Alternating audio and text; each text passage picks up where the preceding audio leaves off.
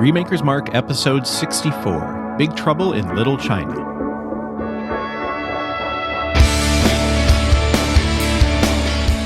Hello everyone, and welcome back to Remakers Mark. Here we are in the first part of our 64th episode, where we are discussing the action-packed, mystically influenced film by John Carpenter, Big Trouble in Little China. With me, as always, are my friends, Andy Wicks. Andy, how are you? And what is your favorite John Carpenter movie? I am really well, thank you for asking. And my favorite John Carpenter movie is Big Trouble in Little China, by default. Well, look at that. Is that the only one you've seen? Yes. What? How? What? How? No. You've got some homework to do, my friend. I don't know. Well, you'll see. Well, let's make a promise that you'll pick one of the movies that are chosen here to watch, because I think you'll have some fun. I don't know. Dang it. Well, we'll try anyways. Jeremy Nilsson, how are you, and what is your favorite John Carpenter movie? I'm doing quite well, and I also was going to say Big Trouble in Little China because it easily is, but now I kind of want to. You still can, something Jared. else. It's okay. I mean, it is my favorite, but I'm going to say. I feel like this is going to be turned into an intervention. Andy, here are all the reasons why I think you should watch John Carpenter movies. Why are you all sitting and facing me? Let's bring the Lord John Carpenter into your life. Nope, I'm just going to stick with. I'm going to stick with Big Trouble in Little China. All right, fair enough. That's good. Lee, hell of being cut to pieces. How are you tonight, and what is your favorite John Carpenter movie? I'm well, and it definitely would have to be the first Halloween movie. Nice. It's Yeah, revolutionary. It's a classic. That's an easy pick. Yep. Good call. Mark Joesting, how about you? How are things, and what is your favorite John Carpenter? I'm just dandy, thank you. And while the real answer is probably Big Trouble in Little China, I'm going to go with They Live. Oh, that's a good one. I almost picked that one. It is a great one, and also Rowdy Roddy Piper. Yeah, yep. That's a big part. Yes. Here. My name is Kyle Delahunt. I will be your host once again this lovely evening. For me, it is The Thing. It is an extraordinary movie. Kurt Russell, once again, amazing practical effects that are just gnarly and gruesome and brutal and everything. So good. So good. Andy, I highly recommend The Thing to you. It is, it's really something. Real good. Good scary movie. That's another one that I watched way too young, and I am all the better for it. Duly noted. All right. So before we go into the movie itself, we would love to get a recommendation from Jer, who picked this movie. So Jer, what do you have for us? Yes, I have. So we have, in our recommend segment, have gone through a variety of things: podcasts, movies, TV shows, the library, some vegetables. I'm going to recommend a person this time. And that person is Sir David Frederick Attenborough. Ooh, nice. You would know him as a documentarian. He has narrated pretty much every nature documentary over the last several decades. His natural history resume starts back in the 50s. And he has done more, I think, good for this planet and his desire to see it succeed as a planet than almost anybody. And I would specifically direct everyone to... so Netflix has a variety of his documentaries on their catalog right now, and I would send everyone to, if you haven't yet, please go watch his newest documentary on Netflix, which is called David Attenborough, A Life on Our Planet. It released in 2020. It is essentially his autobiography as told through a nature documentary, as it should, and it's his magnum opus and his one last desperate plea to the people on this planet to please treat it kindly. And it's wonderful. It is an expose on him as well as this planet, and he is just a wonderful, wonderful human being. Cool. I kind of assumed you don't tend to make documentaries about nature and be like an earth hater, in general, I would say. But I didn't know how much of a how much effort filled that was for him. So that's really cool. I'm glad to hear that. Yeah, and they go into this in A Life on Our Planet, but he has been fighting for this planet with world governments for decades, and he is an advocate that this planet needs, and it's going to be a sad day when he no longer can do that, and he's in his 90s now, and like I said, this documentary is it is him just saying, please just change. Just stop. Yeah. He is 95 currently. Wow. And it has another documentary in the works that should be releasing in the next year. I think what they're going to do is they're just going to give him themes and just have him narrate what could happen in nature, and then they'll just go out and film an approximation of that so that they could lay it over top of it. Like, just, David, give us all you got. Anything. Yep. The tiger jumped out of his lair. Oh, okay, we got to find that. All right, here we go. That might actually exist. I'm going to have to look into it because I've definitely seen some like speculative nature documentaries. I guess they're not documentaries in that case. It sounds like what they did with Stan Lee to like make him able to be in more Marvel movies going forward. So they just started like filming other random things to just stick him into stuff. Totally. Posthumously. Yeah. In the Doctor Strangelove DVD special features, there was a promotional bit where they had Peter Sellers being interviewed. And what they did is they just filmed him recording the responses that were going to be said by journalists across the world. So there would just be this gap of him staring at the camera. And then, he would go, yes, it was quite the journey, and then he would answer. And then there'd be another pause where they would like queue up the next question from Germany, France, wherever, right? Everyone was asking the same questions. They were just giving the stock responses, 40 seconds later, then he would answer, give his response to that. It was really funny and really weird. And Peter Sellers makes it perfect because, that just seems like something he would do anyways. But yeah. Good pick. Also, the brother of the man that founded Jurassic Park. So he's got that going for him. All right. Good pick, Jer. I like that. We will link for sure to that documentary and more information about Sir Attenborough. Sir? Yes? I'm assuming he's a sir. I believe so. Yes. Excellent. The list of awards and accolades that he has won is at a Wikipedia page unto itself. Yeah. So I'm assuming knighthood is in there somewhere. Very good. All right. Andy, as the Sumerian-in-Chief here, tell us a little bit about Big Trouble in Little China and our history with it, if you would. Happily. Big Trouble in Little China is a 1986 martial arts action comedy film directed by John Carpenter of Halloween and Escape from New York or L.A. fame, and starring, in order of the competence of their characters, Dennis Dunn as Wang Chi, Victor Wong as Egg Shen, Kim Cattrall as Gracie Law, James Hong as Lo Pan, and bringing up the rear, Kurt Russell as Jack Burton. Jack is a truck driver who is not afraid to drive his rig into tight spots, both physical and metaphysical. He is friends with Wang Chi. Wang Chi has a girlfriend who is flying in from China. Jack drives him to the airport because he's a good guy. Nope, sorry. He drives him to the airport because Wang owes him a lot of money. Their friendship is weird. At the airport, Wang's girl gets abducted by a gang of thugs wearing super cool sunglasses. Also, another girl nearly gets abducted but is rescued by Gracie Law, who is a lawyer.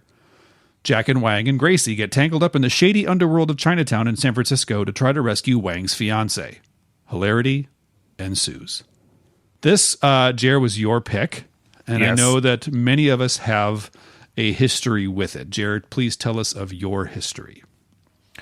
I will happily. I believe I have told this anecdote before, but when I was in middle school and we moved from small town to middle-sized town, and that was the golden age of the video rental store, and my new stepdad at the time had a dresser-sized cabinet full of VHS cassettes that each of them had 3 movies on them, recorded off the TV.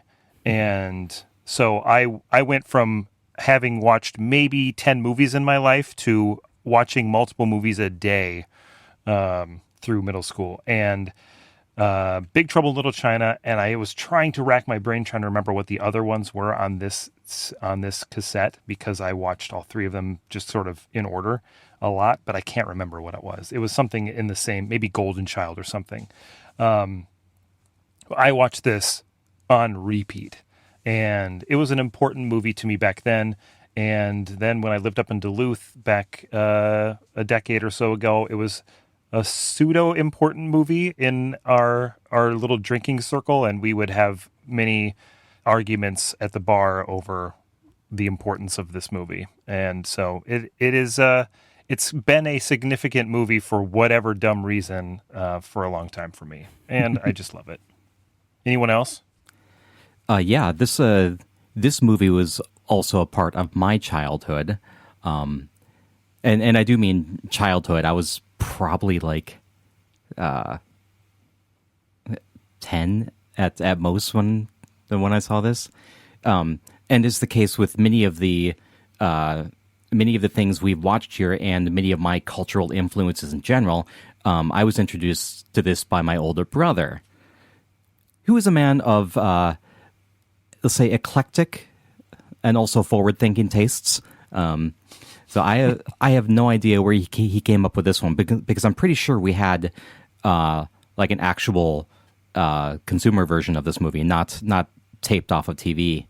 I have no idea where we would have gotten it. Certainly, it is not to my parents' tastes.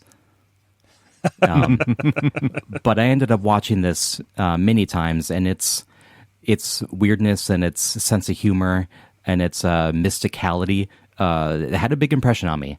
Yeah, it's a large part of my youth. Right on. Yeah, I watched this when I was a kid. I don't remember when. I feel like it was too young, probably about the same mark. It's funny because I only remember little snippets of it, so I'm wondering if I didn't see the whole thing, potentially, one of those, of which we have many, I know. But I remember the guy blowing up.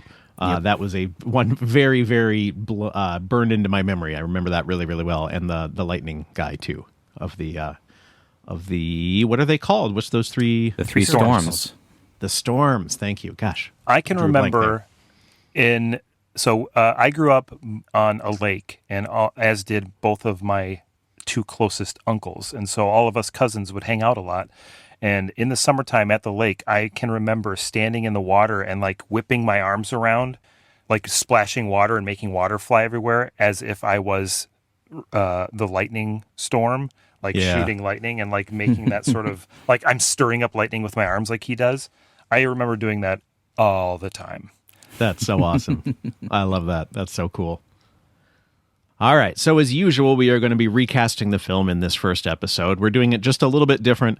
There is such a rich cast of characters in this that we could have easily chosen, 6, 7 major characters.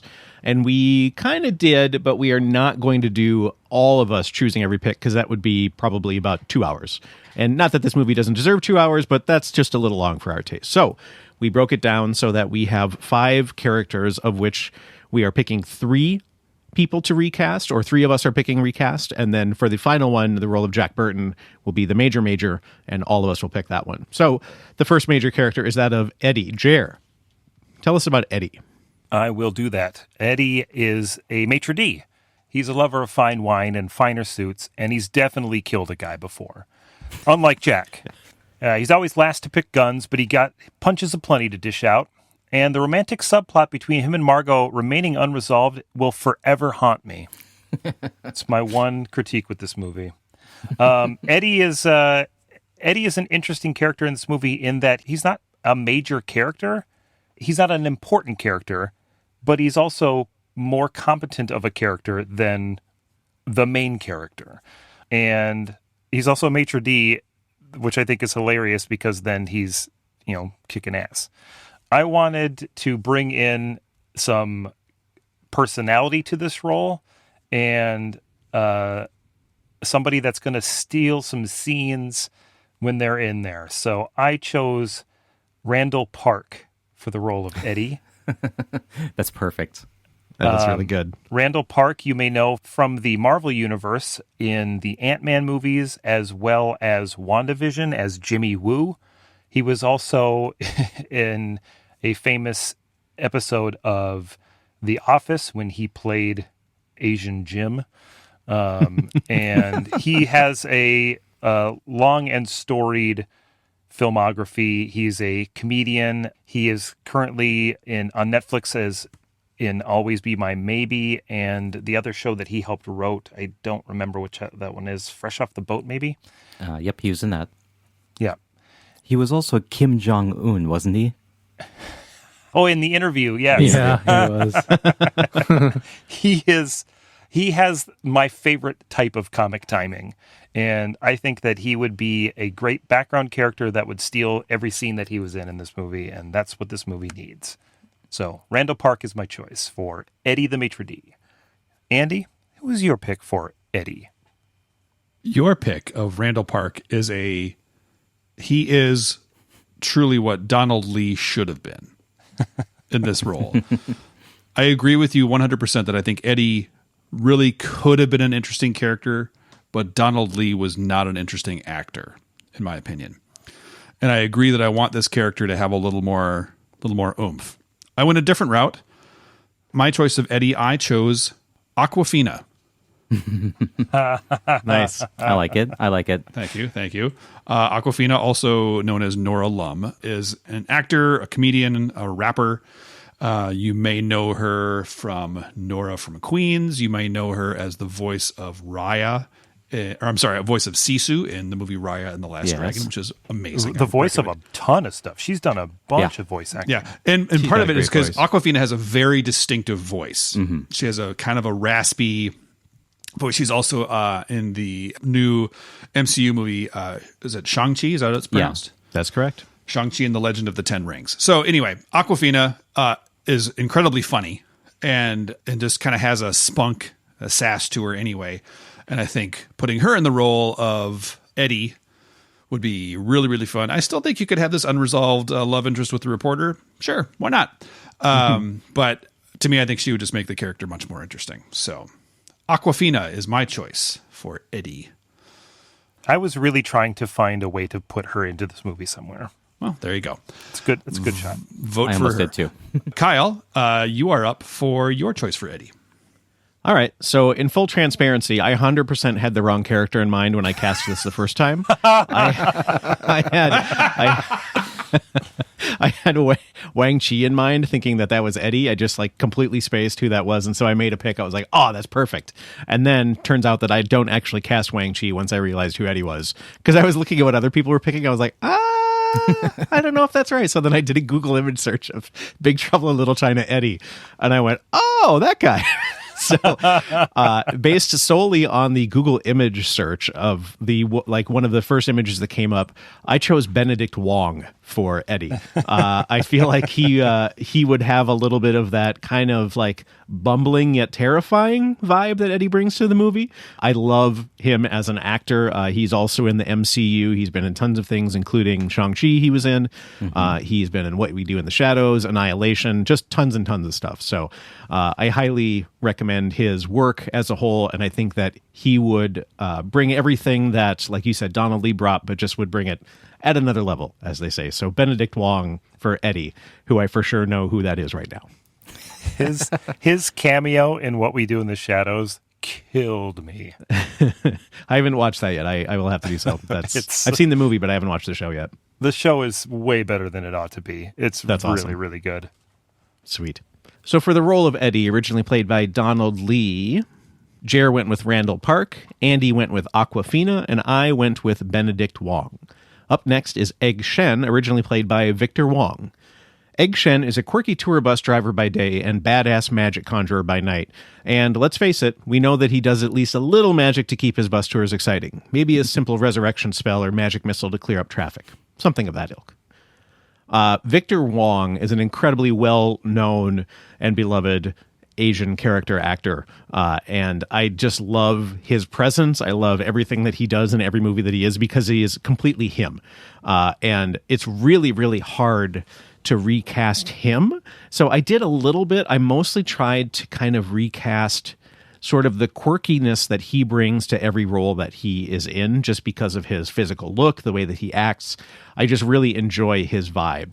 So I went quirky-ish with this, and I decided to go a little bit different in that I cast Bong Joon-ho, who is the director who has been doing incredibly well of late. Parasite was his most recent success.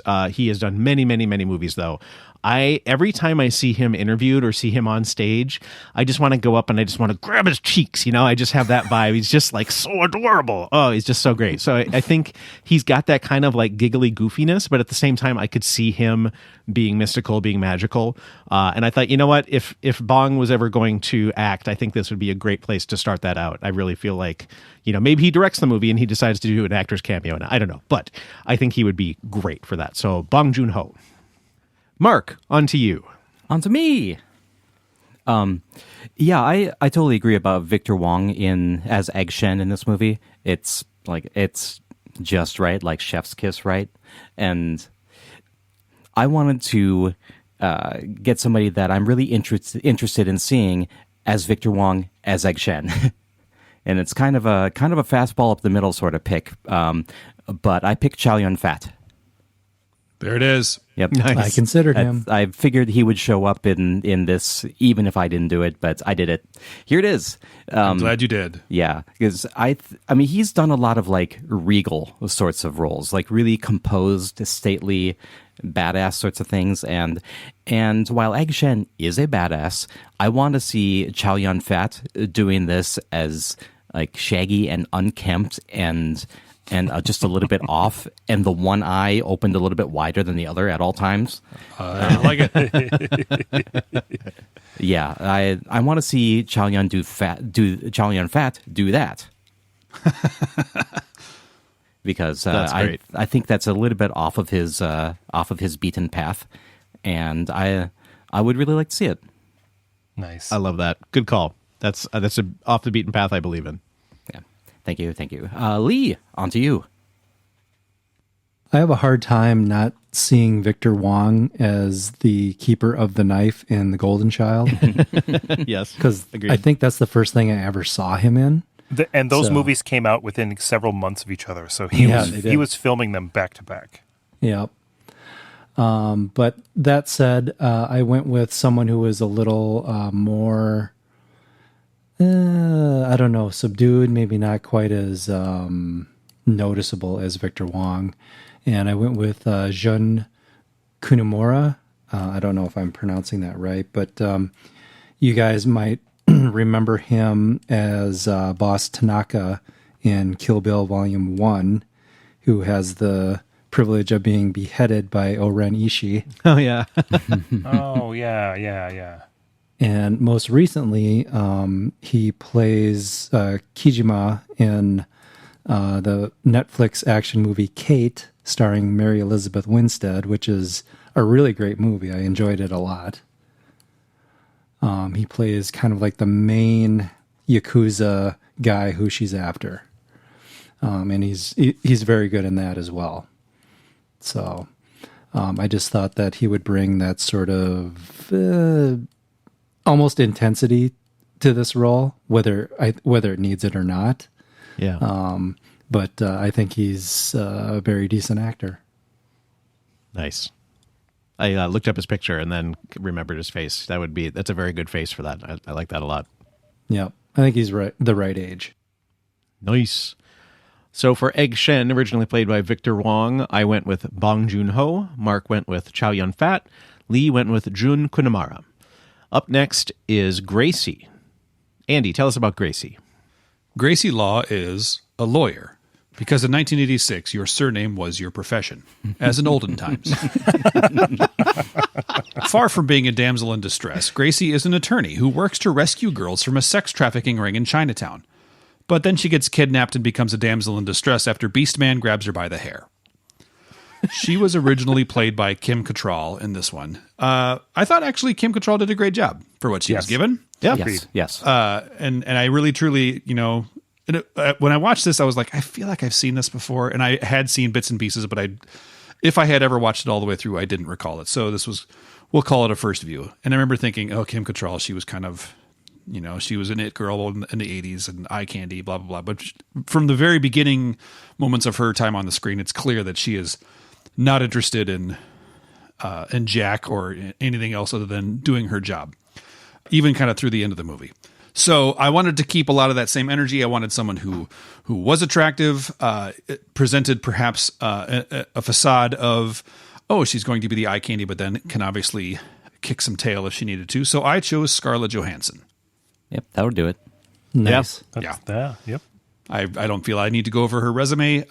So there we are. Scarlett Johansson as Gracie Law, the lawyer. Next, we're going to talk about Billy Tooth, the dentist.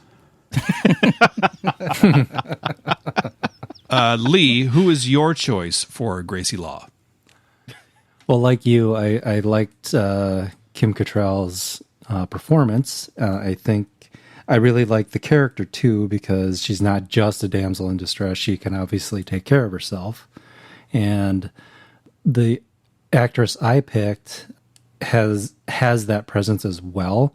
I went with Samara Weaving, who I don't know if any of you are familiar with her. Mm-hmm. I know her best from the babysitter slasher movies on Netflix. And she's very brilliant in those. And as her last name might suggest, yes, she is related to Hugo Weaving. She is his niece. No way. I didn't know that. Yep. And I think she's excellent. And I think, aside from being very attractive, has that presence of really being able to take care of herself and does not need any rescuing. So that's what I like about her. Lee, I love that pick. She was also in that period piece zombie movie, wasn't she? Let's see here. Was it Pride and Prejudice and Zombies? Yeah, I think so.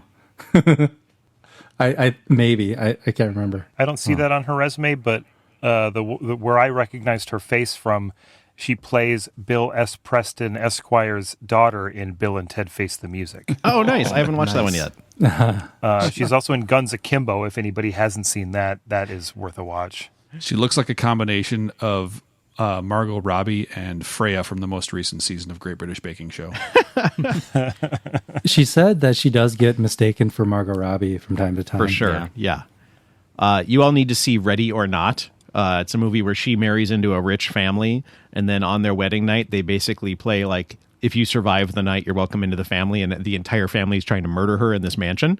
It is as batty as you think it would be, and brilliant, and it's got one of the better endings I've seen in a while. So she's great in it, and I highly recommend it. And she fit the description of this character perfectly in terms of, not a damsel in distress. It's so good, really good. So let's move on to Mark. Okie dokie. Yeah, keeping with the same theme, I wanted to get somebody who was not a damsel in distress, somebody who would be feisty and determined and headstrong, and it helps that she also has green eyes. I picked Emma Stone. Nice. That's a good pick. I like that. Yeah, I think Emma Stone has green eyes. Yeah, from the pictures I saw. Oh, I'm sold 100%. I enjoy her a lot. Yeah, I'm a big fan of hers. I think she's great, and she does a lot of different things really, really well, including this role. She finds that really great balance of comedy and seriousness without being jokey comedy. Yeah, I agree. All right, so for the role of Gracie, originally played by Kim Cattrall, Andy went with Scarlett Johansson, Lee went with Samara Weaving, Mark went with Emma Stone.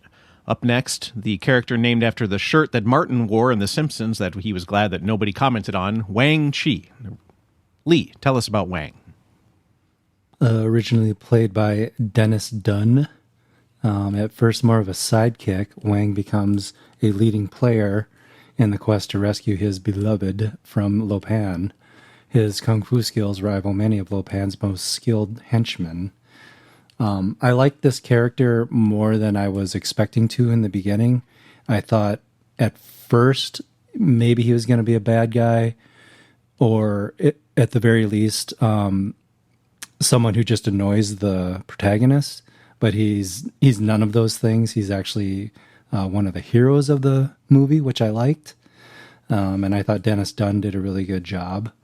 So I wanted someone that had a similar type of, presence as a hero. So I went with Lee Byung-hun. I have no idea if I'm pronouncing that correctly. He's a Korean actor, but I don't think anyone will care. You'll probably know him as, what was his character in G.I. Joe Rise of Cobra? Storm Shadow, I think. Okay. Yeah. He yeah, also probably because Ray Park was Snake Eyes. And Yep. That's the only right. two. Storm Shadow. Yep. Yeah. And he was in Terminator Genesis as the T-1000. Oh, okay. I don't know, he's got really good acting chops. He's really good. I mean, he's definitely a martial artist. He knows what he's doing. And I thought he would make a great pick for Wang. Plus, he's in that Squid Game show that all the kids are talking about. I have yet to watch that. Yeah, me too. Same thing. Yeah. I do want to check it out, though. But yeah, Lee Byung-hun. Nice. That's their So- Squid Game show. Good find. Yeah. Good choice. So I believe Andy, I picked him for something else way back when, too. Really? I don't remember what, though. But yeah, I like him. Huh. The spreadsheet will trying to tell us think. all. Yeah, Yes. probably. To the notes. Yeah. But on to Andy. I agree with Lee that Wang Chi is essentially the hero of the film here. I chose for my pick for Wang, I chose John Cho Pause for Nice. reflection. for Okay, effect. I considered him. John Cho, so if you ever saw Harold and Kumar Go to White Castle, which is not a good reference, the Star Trek reboot in which he played Sulu is a better reference. He's also in the upcoming live-action version of Cowboy Bebop as Spike Spiegel, of which I am very excited. I liked how the character of Wang kind of took over and really just got things done. I wasn't always in love with Dennis Dunn's performance, but we'll save that for the second half. I wanted someone who was maybe could have some of that wide-eyed innocence, but also maybe make the transition to ass kickery a little easier. So anyway, I landed on John Cho, and he was quite soft, and I didn't hurt myself. So, Oh my God, you're such a dork. thank you. You all should watch. This is just the Kyle should tell you all what you should watch. It's fine. It's not great, but a movie called Searching, where the entire movie is done through the interface of a computer, which is kind of cool. So it's all like FaceTime calls and iMessage chats, and it's very interesting. And he plays the dad of a daughter that goes missing. It's as a alternative execution of a film, I would definitely suggest seeing it. Don't expect the greatest movie in the world, but the way they did it is pretty cool. And you know how I talked about how if a person doesn't seem to be playing guitar right, it takes me out of it. I swear to God, if they got any part of the macOS interface wrong, I was going to flip a table, and they didn't. They got it right. They did a really good job. So I'm proud of them for that. You do have kind of a hair trigger for that. I do. My God, I've been staring at it for 25 years or whatever. All right, Jer, who did you land on for Wang Chi? Well, firstly, Lee, I looked back in our records, and Byung-hun Lee I picked for Akira. Oh, nice. Oh, Yes. yeah. But I didn't pick him this time. I wanted somebody that was going to be able to do the martial arts work in a very convincing way, but also have kind of a little bit of a leading man vibe, because as we will discuss, I'm sure, a bit in the second episode, he is the main character. This is his story to a larger degree.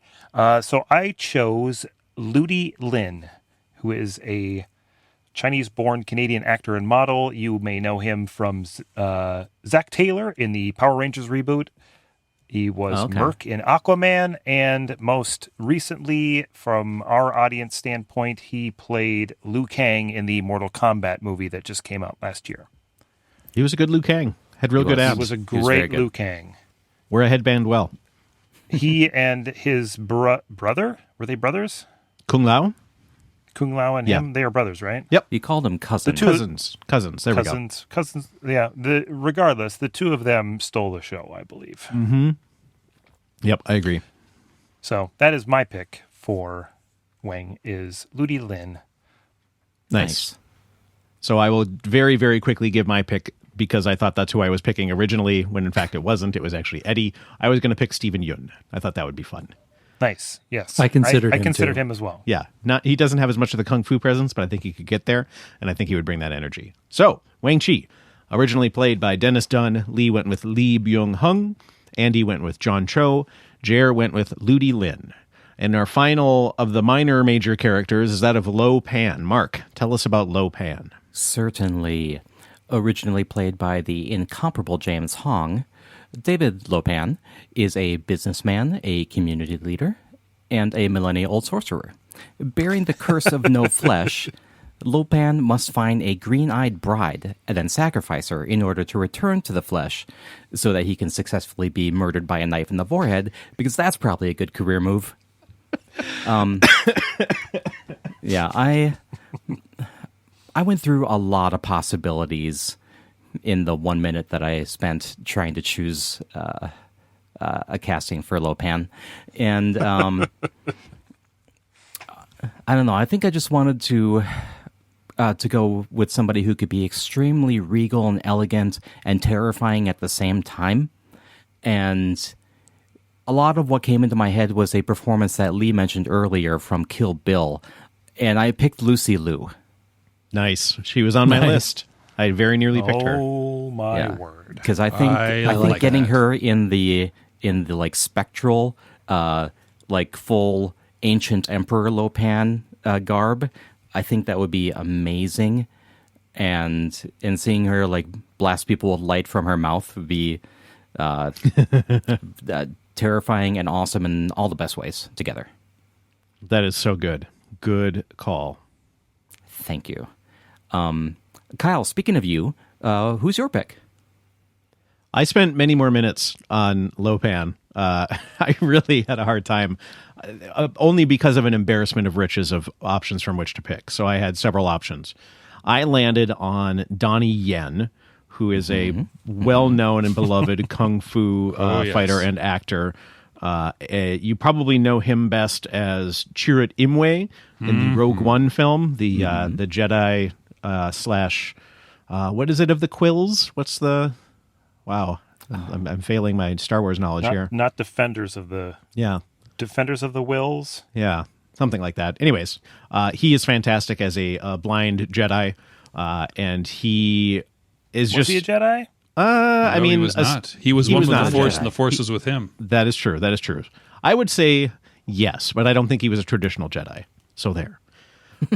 He is unbelievable. I just love his presence. I really feel like he would age well. I think he would, I want them to do more with this character. I think I think James Hong is extraordinary, but I don't think that, I think the character could be a lot more than how it was portrayed in the original movie.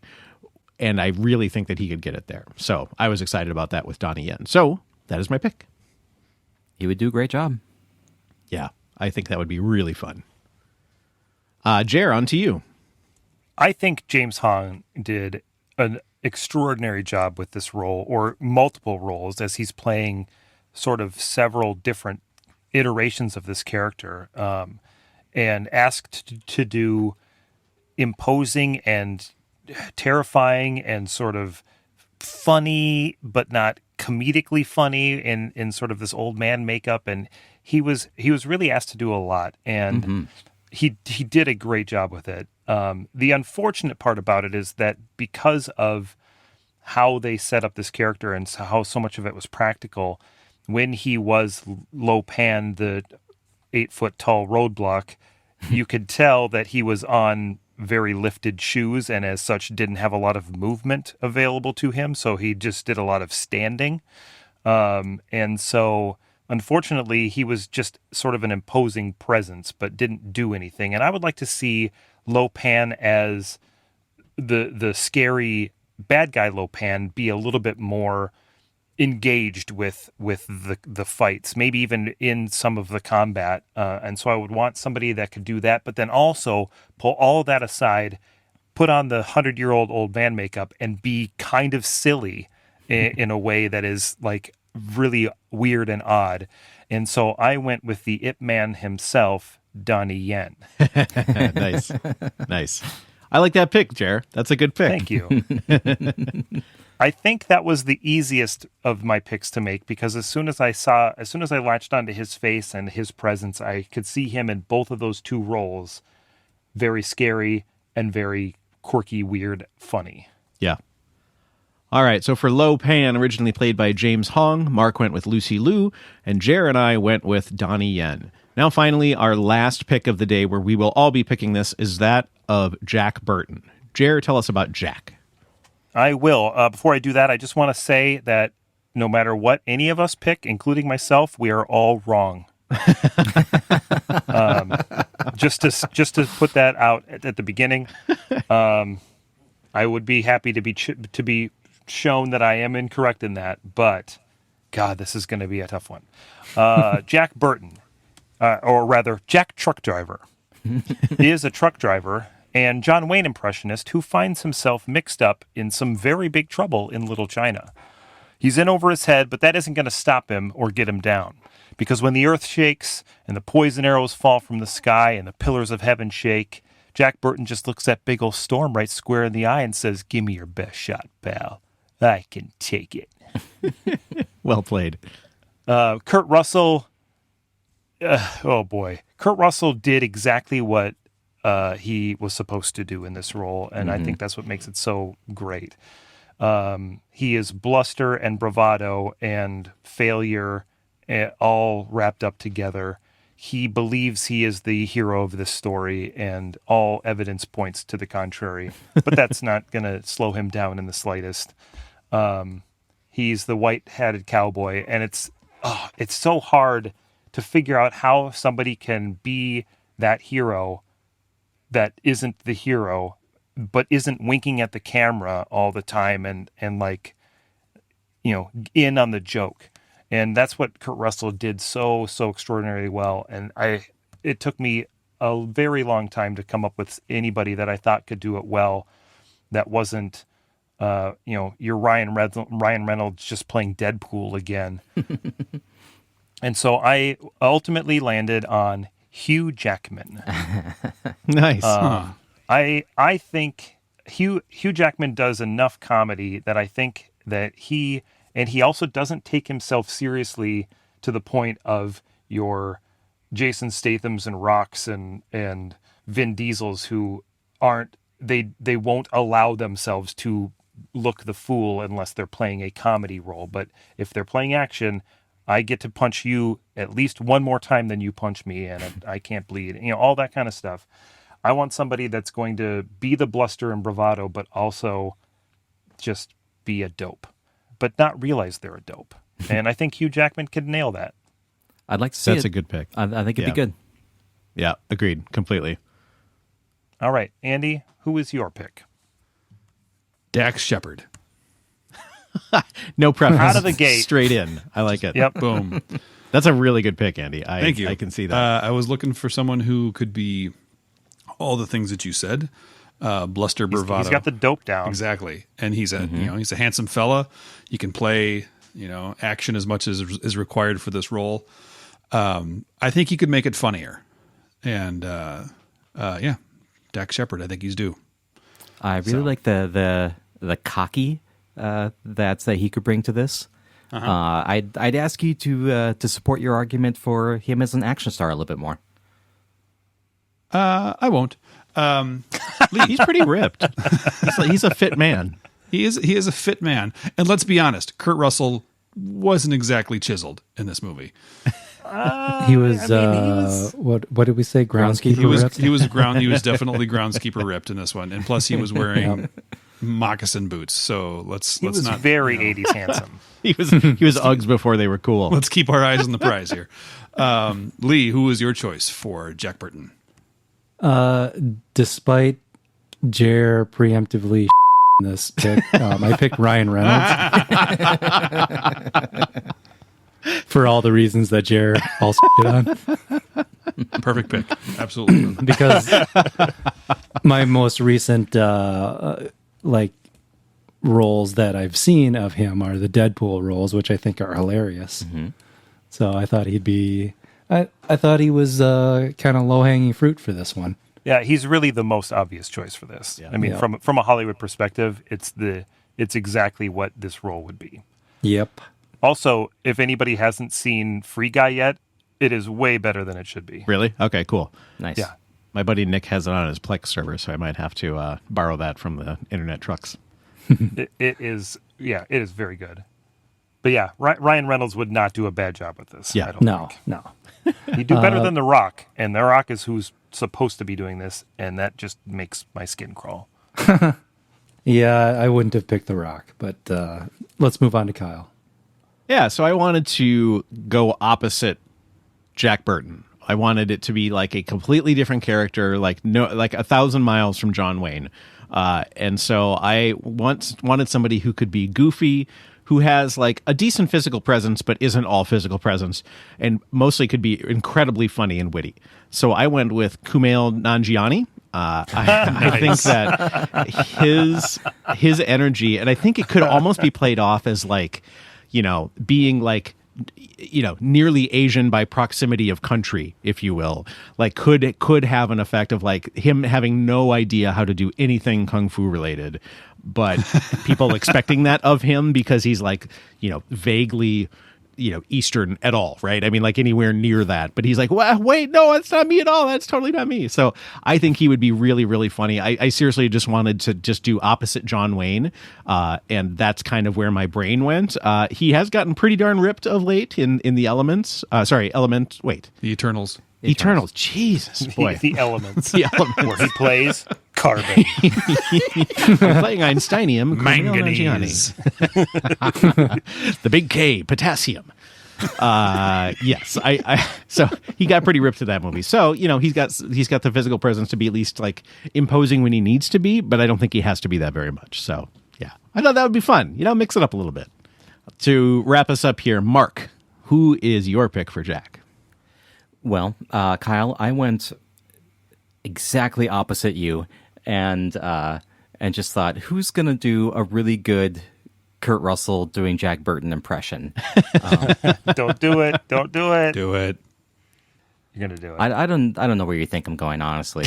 But yeah, I just focus on those two words that really stood out to me while watching Jack Burton, and those words are misplaced bravado.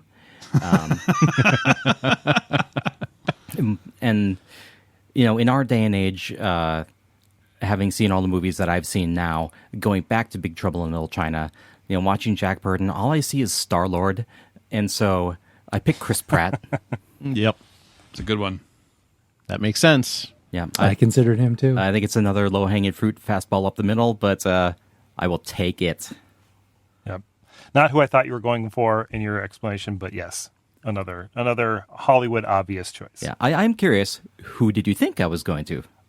I thought when you were talking about who would be able to match Kurt Russell, I thought you were going to say Wyatt Russell, his son. I didn't even know he was an actor. That's funny. Yeah. He was in the Falcon and the Winter Soldier, Yep. the Disney Plus Marvel property, as the new quote-unquote Captain America. Oh, no way. That's him? Yep, yeah. know That is that. him. Yep. Oh, that's I cool. also really like him in Goon 2, where he plays the main antagonist. Goon and Goon 2 are the hockey enforcer movies with Sean William Scott. Very good. Those way better than there's again more funny than they're supposed to be. Yeah. Great movies. I highly recommend them. He's a really talented actor. He's a good actor. He is just enough Kurt Russell without being Kurt Russell. Yeah, I don't think I've seen him be silly or goofy, so I don't know if he could pull off a Jack Burton, honestly. Yeah, I'm a little surprised none of us picked him, but I'm glad none of us picked him because I don't see him in this role. But yeah, I could see him trying to distance himself from his dad's vibe. If he's trying to make his own way, I could see that. Yep. Nice. Good picks, guys. That was excellent. Well done. That wraps up this first episode of our discussion of Big Trouble in Little China. 2 weeks from now, we will be talking about what we liked about the film, what we didn't like about the film, what we would change, and all of that fun stuff. So look forward to that. Remakers Mark is a proud member of the Math is Hard Network. To find out more information about this podcast or any other podcast on the network, check us out at mathishard.net. There you will find show notes with links to all of the people, movies, and links discussed in this episode. This information is also attached to the show file in the podcast client of your choice. You can find us anywhere you listen to podcasts, including Google Play, Spotify, and Apple Podcasts, where you can rate and review the show, which would mean the world to us. Seriously, if you're a listener and you have not rated and reviewed us, give it a shot. It'll be great. Thank you. Appreciate you. And now YouTube. We're on both Facebook, search for Math is Hardnet or Remakers Mark, Twitter at Remakers Mark, and Instagram at Remakers Mark Podcast, so please join in the discussion there as well. I am seriously excited about the second half of this. I think it's going to be really fun. I think it's possible to both love this movie and want to change it a lot, which I feel like that Venn diagram overlap is what we do best in this show, so I am super excited about that. So until that time, gentlemen, may the Force be with you. And also with you.